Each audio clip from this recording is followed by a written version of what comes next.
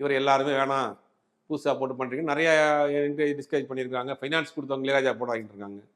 இவருக்கு பார்ட்னர் இருந்த தம்பிகள் இளையராஜா போட வாங்கிட்டு இருக்காங்க. எல்லாரும் பிடிவாதமாக இவர் தான் இசையமைப்பாளர்னு ஷூட்டிங்லாம் போயிட்டார், ரெக்கார்டிங்லாம் போயிட்டாங்க. இப்போ எல்லாம் தனித்தனி ட்ராக்காக ரெக்கார்ட் பண்ணலாம்.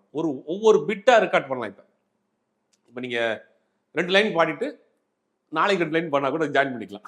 அப்போ அப்படி கிடையாது. ஒட்டுமொத்த ஆர்கெஸ்ட்ராவையும் ஒன்றா உட்கார வச்சு இந்த ஸ்பூல்னு ஒரு பெரிய ஒரு மிஷின் மாதிரி இருக்கும், ஃபேக்ட்ரி மாதிரி, அதில் ஓடும். அப்போ எல்லா ஆர்கெஸ்ட்ரா உட்கார வச்சு ரெக்கார்ட் பண்ணுவாங்க சேம் டைமில். ஒருத்தர் விட்டால் கூட திருப்பி ஃபஸ்ட்டு இருக்கணும். ஒரு பாடுறவருக்கு தும்பிட்டாருனா திருப்பி ஃபஸ்ட்டு இந்த பாட்டு பல்லவிலேருந்து எடுக்கணும். அந்த மாதிரி ஃபஸ்ட்டு ஃபுல் சாங்கை ரெக்கார்ட் பண்ணுறாங்க. பண்ணி முடிச்சுட்டு ப்ளே பண்ணால் ரெக்கார்ட் ஆகலை. Technical problem. முதல் பாட்டு ரெக்கார்ட் பண்ணிட்டாங்க, ஆகலை. அதுக்கு பிறகு எல்லாம் சேர்ந்து சரி காம்ப்ரமைஸ் ஆகி எல்லாம் திருப்பி ரீடெக் பண்ணிடலாம் அப்படின்னு எல்லாம் ரெடி அரேஞ்ச் பண்ணி திருப்பி ஸ்டார்ட் அப்படின்னு கரண்ட் போயிடுச்சு. ஏப்பா அபசகுனம் எல்லாத்தையும் உடைச்சிட்டு தான் வந்திருக்காரு. அபசகுனத்தை உடைச்சிருக்கிறாரு, அவருடைய இமேஜை உடைச்சிருக்கிறாரு.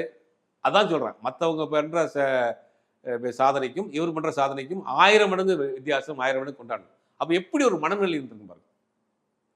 எல்லாத்தையும் உடைச்சி இன்னைக்கு வந்திருக்கிறாரு.